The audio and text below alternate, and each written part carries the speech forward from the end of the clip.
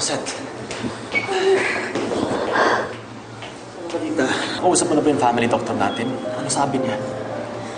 Wala pa eh. Inoobserbahan pa siya ng doktor. Ano ba kasi nangyari? Minakain ba si Junie? Natuyuan ba ng pawis habang naglalaro? Hindi ko alam, ate. Basta umalis ako ng bahay. Tapos pagbalik ko, nalaman ko masakit na yung siya niya. Tapos may lagnat na siya. Eh bakit kasi umalis ka pa? Kung nagstay ka lang sa bahay, na-monitor mo sana ng mas maagang kondisyon ni Junie. Hindi sana umabot na nandito na tayo. Pero nung umalis ako ng bahay, maayos pa siya. Hindi ko naman nakalain na gano'n yung mangyayari eh. Shh, huwag mo nasisilang sarili mo. Wala naman sa atin na may gusto na magkasakit si Junie eh. Ipagdasal na lang natin na magiging okay siya. Dok, kumusta ang pamangkin ko? Dok, pwede na ba namin siya makita? I'm afraid I have bad news, Rosette. May dengue fever si Junie. Yung pananakit ng tiyan niya at pagsusuka, those are warning signs. How serious? Nag-administer na kami ng fluid replacement, kaya kailangan na siyang masalina ng dugo. Dok, gawin niyo kung anong kailangan niyong gawin. Iligtas niyo ang anak ko. Diyos ko, bakit si Junie pa? Sana ako na lang. Sana ako na lang nagkasama.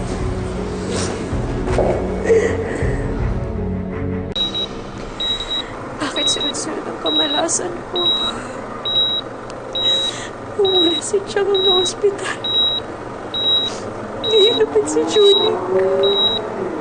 Karma ba ito ng pagiging impostora ko? Mahal ko naman sila. Hindi ko naman sila pinapabayaan. Pero bakit sila yung nagdudusa sa patuloy kong pagpapanggap? Julie, alam kong naririnig mo ako. Ginagawa na namin ng lahat para mapagamot ka. Magpakalakas ka, anak. Labanan mo yung sakit mo. At lagi mong tatandaan na nandito lang ang mommy. At hindi kita iiwan.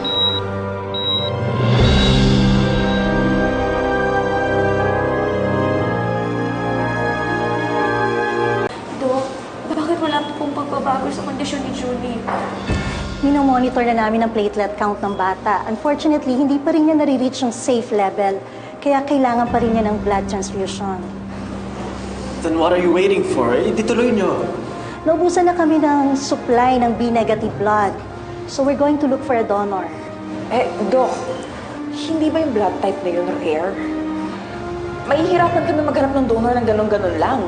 Actually, hindi niyo na kailangang maghanap. I've checked Homer's and Rosette's medical records. Pareho kayo ng blood type ni Junie, Rosette. All you have to do is donate the blood para maligtas ang buhay ng anak mo. Ako? Pwede po ba talaga ako, Dok? Nag-start na po yung buwan ng dalaw ko. Walang kinalaman ng period mo sa pagdodonate ng blood. You sound like you're making excuses, Rosette. Paggaling ng anak mo nakasalalay dito, huwag mo sabihin tatanggi ka. Ate, mas mabuti na lang siguro na maghanap tayo ng isa pang donor. Di natin alam kung ilang beses pa kailangan salina si Junie. That's fine, but right now, kailangan na namin ng dugo. And it's Rosette's here who's the only person who can give that.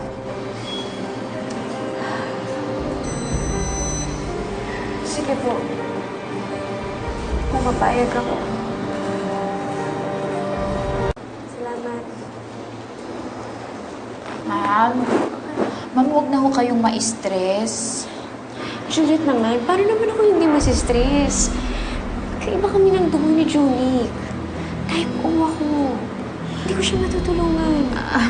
Ma'am, ganito na lang po yung gagawin natin. Ipag-pray na lang po natin yung mga kaibigan mo na sana una silang makakuha ng blood donor bago ka pa makuhanan ng dugo. Wala naman ako pakialam kahit ilang balde pa ng dugo yung kunin sa akin eh. Pero hindi nga ako makakatulog kay Julie. Hindi naman kasama si Rosie, diba?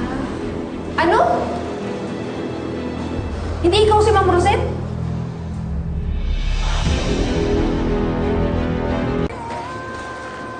Kung hindi ikaw si Ma'am Rosette, eh sino ka? Pinaglihi ka ba sa dictionary? Lahat na lang binibigyan mo ng meaning. Hindi eh. Malinaw kasi yung narinig ko. Ang ibig sabihin ko nun, hindi na ako yung dating Rosette na walang concern. Nagbago na ako. Ibang Rosette na talaga to. At lahat gagawin ko para mapagaling si Junie. Alam mo ikaw, pwede ba? Tigilan mo na yung pagiging usi mo at saka chismosa. Pag ginawa mo pa yun, sisisantihin na talaga kita. Naiintindihan mo? Sorry po, hindi na mauulit. Wow, ma'am. Ganyan pala yung mga maamong tupa, ma'am, no? Na may balahibong plastic. Ay, ma'am, si Silvis mo. Halika na nga, Juliet. Ay,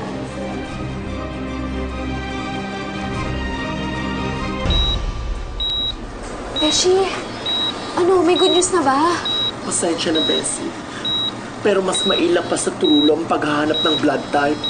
Eh, kung may oras pa, magtatanong kami sa kabilang barangay. Pero kasi ngayon na kailangan nito po. Eh, Beshi, pasensya na. Ginawa naman namin yung best namin. Eh, talagang pangmayaman yung blood type na hinahanap mo eh. Hindi uso yun sa aming mga purita. Kung gano'n, wala na akong choice.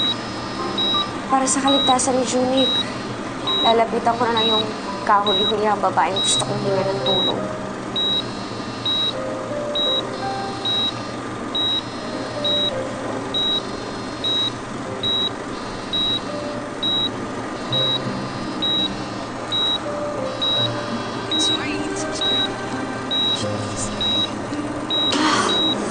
Ano talaga makontak eh.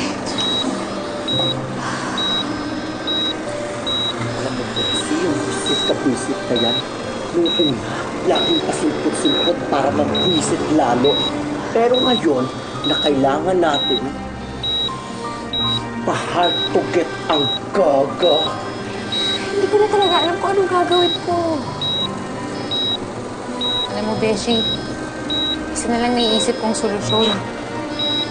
Kailangan mo nang umamin kay Homer. Hindi mo kayang tulungan si Junie dahil hindi ikaw si Rosette. Wala na tayong panahon na dapat aksayahin eh.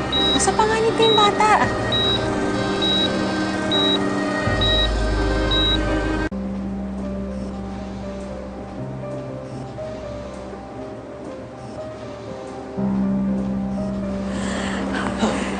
Rosette, are you alright? Bakit ka umiiyak? Paano kita matutulungan kung wala kang sasabihin sa akin? Homer, may kailangan kang malaman. Okay, ano yun? Homer, hindi ako Tell me, what is it? Hindi ako. Homer, Rosette, I have great news for you. As of our last monitor, tumaas na ang platelet count ni Junie. Nasa safe level na siya. Ligtas na sa panganib ang anak nyo. Ibig sabihin, Doc, hindi ko na ako kailangan mag-donate ng dugo. Hindi na kailangan. All we have to do is continue the fluid therapy. Hintayin natin hanggang sa maka-fully recover ng bata. In the meantime, pwede na kayong magpahingang dalawa at wala na kayong dapat alalahan. Thank God. Sige po. Maibang muna kayo, ha? Salamat po. Homer, dinig na yung panalangin natin. I know. Nalampasan natin to dahil we stuck together as a family.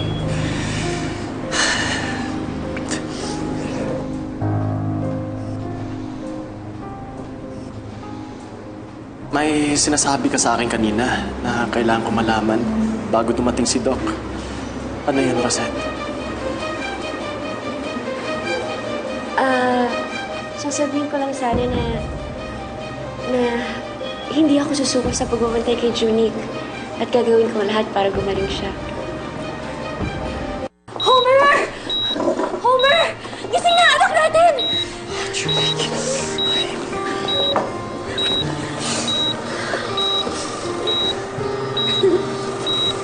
Mami, napakalipan ko. Naawa sa fridge. Gusto ko na kunin. Panalayo sa amin. Hindi mangyayari yan, anak.